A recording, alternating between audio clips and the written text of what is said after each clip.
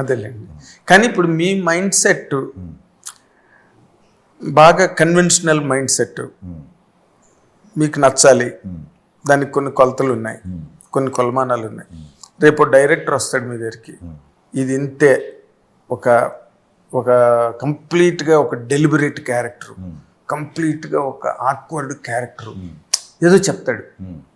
చెప్తే మీరు గబుక్కుని ఒప్పుకోగలరండి? అది మీరు కన్విన్స్ అవ్వలేదు అనుకోండి, అంటే క్యారెక్టర్ నచ్చితే ఒప్పుకుంటా. డైరెక్టర్ ఇష్టం, ఆయన నన్ను ఎట్లా చేయమన్నా చేస్తాను.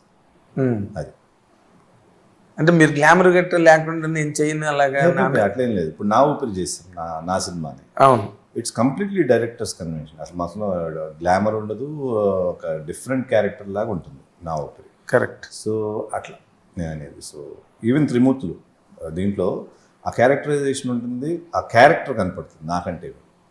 సో అట్లాంటివి నాకు ఇష్టం. అట్లాంటివి వస్తే అసలు దేర్ నో క్వశ్చన్. అదే అదే ఇప్పుడు పెద్ది, పుష్ప ఇలాంటి, రంగస్థలం ఎంత బ్యూటిఫుల్గా ఉంటాయి క్యారెక్టర్స్. పెద్ది చూసారండి? పెద్ద ఇంకా చూడలేను. Okay okay. అంటే ఇప్పుడు మారుతున్న ఈ సినేరియోస్లో ఏ సినిమాలు ఆడతాయి, ఏ సినిమాలు ఆడవని ఇప్పుడు మరీ కష్టతరం అవుతుంది చెప్పడం.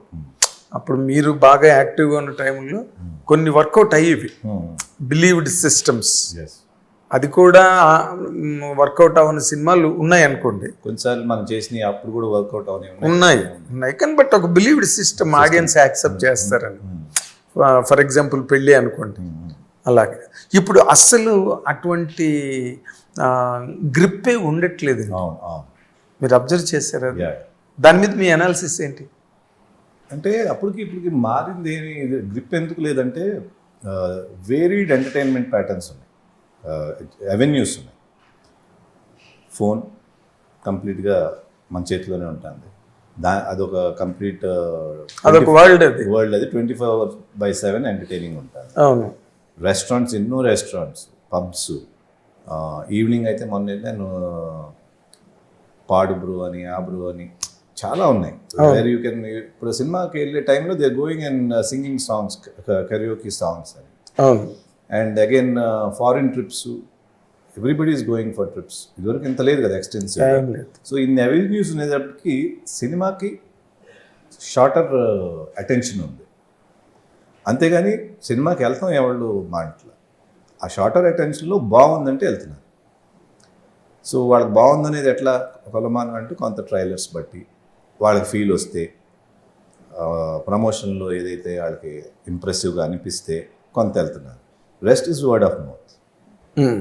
వర్డ్ ఆఫ్ మౌత్ ఉన్నప్పుడు మరి వాళ్ళ కలెక్షన్స్ ఎట్లా ఉన్నాయి, హిట్ అయితే ఎక్కడి వరకు వెళ్తున్నాయి సినిమా, చాలా పెద్ద రేంజ్. కరెక్ట్. అది ఫ్లాప్ అయితే ఎందుకు ఇమీడియట్గా తగ్గుతున్నాయంటే communication is fast. First show second షోకే కమ్యూనికేషన్ వెళ్ళిపోతుంది, బాగాలేదు. ఇంకా ఫస్ట్ షోకి సెకండ్ షోకి ఉంది. ఇప్పుడు నైట్ అమెరికాలో పడగానే తెల్లవారికి ఎవరు లేవట్లేదు, రివ్యూ వచ్చేసింది చాలు ఇంకా relax.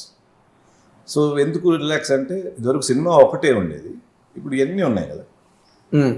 So that's the only reason కాదు. But way of film span కనుక మనం 2 hours కనుక వాళ్ళకి నచ్చేటట్టు చేస్తే I think cinema will always pop up.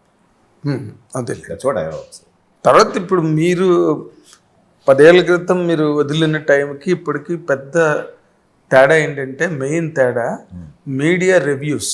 Yes, media reviews, social media, ఫోన్స్లో ఒక వాట్సాప్ పెడితే 100 మందికి వెళ్తారు, 100 మంది 1000 మందికి పంపిస్తున్నారు. Communication is become like. అంటే ఈ రివ్యూస్ వచ్చే వాటి మీద అంటే వెరీ ఈజీగా ఒక నెగిటివ్ యాంగిల్ క్రియేట్ చేస్తున్నారు. వాళ్ళకి ఏమాత్రం ఇంత పిసర్ నచ్చపోయినా ఫుల్గా ఇది వేస్ట్ అన్న పద్ధతిలో వచ్చేస్తున్నాయి రివ్యూస్. వాటి మీద మీ ఒపీనియన్ ఏంటి సార్? ఒక యూఆర్ ప్రొడ్యూసర్, లాంగ్ టైమ్ ఇండస్ట్రీలో ఉన్న మనిషి. రివ్యూస్లో తప్పులేదు, రివ్యూ చేయటం. Everybody has the right to opinion, right? But I think కొంత రెస్పాన్సిబిలిటీ తీసుకోవాలి. You should give a chance for the film to go forward. Maybe a little later review would be better ఏమో. ఫస్టే review చేసేసి, because people are listening to you అంటే it's. ఇప్పుడు cinema అనేది ఒకరికి నచ్చేది కాదు కదా, 100 మందికి నచ్చాలి. 100 మందిలో 10 మందికి నచ్చకపోవచ్చు, తప్పేం లేదు అది. వాళ్ళ టేస్ట్కి అది సూట్ అవ్వకపోవచ్చు. Suit out. వాళ్ళల్లో మీరు ఒకళ్ళు. So you're talking for entire population అన్నప్పుడు ఇట్ ఈస్ కొంచెం maybe it should be better ఏమో system. I don't know how it works. But keeping that aside నేను అనుకోవటం ఏంటంటే ఉట్టి రివ్యూస్ మీద సినిమాలకు వెళ్తున్నాను నేను అనుకోవట్లేదు. There is a section of audience, cinema lovers, no matter what they'll go to theatres and watch films. అవును అక్కడ టాక్ జనరేట్ అవడం ఇస్ ద మేజర్. అవును, అదే మెయిన్. అది మెయిన్ పోర్షన్. రివ్యూలు బాగా ఆడిని చాలా ఉన్నాయి, వైస్ వర్సా కూడా ఉంది. రివ్యూలు బాగున్నాయి, ఆడినాయి కూడా ఉంది. మీ రివ్యూ బాగుంటే ఒక్కోసారి కమర్షియల్ వైబుల్ కూడా అవ్వకపోవచ్చు ఒక్కోసారి. Correct. So both are right. So రెండు జరిగినాయి. So it's not the only thing that is going to determine. I think content ఉండి 2 hours మనం ఎంగేజ్ చేస్తే మూవీలు any home make it. That's my feel. అదే నిన్న బుచ్చిబాబు పెద్ద డైరెక్టర్ నేను ఇంటర్వ్యూ చేస్తున్నప్పుడు కూడా అందులో మాట చెప్పాడు. ఉప్పిన సినిమాకి పర్వాలేదు ఏదో అని రాశారు, సినిమా పెద్ద హిట్ అవుతే అప్పటికి కానీ నాకు అర్థం కాలేదు, క్రిటిక్స్ వేరే ఆడియన్స్ వేరే. డెఫినెట్లీ అంతే కదా. అంటే ఆడియన్స్ పర్స్పెక్టివే ఇస్ మెయిన్. మనం ఏమి చేసినా ఎక్స్టెన్సివ్ పబ్లిసిటీ చేసి గుడ్ రివ్యూస్ రాసినా వెళ్ళిన ఆడియన్కి నచ్చకపోతే I don't think it will make it. Correct correct. A ulterior మోటివ్తో బ్యాడ్గా రాసినా గుడ్గా రాసినా audience are the final ones who has to judge. Exactly.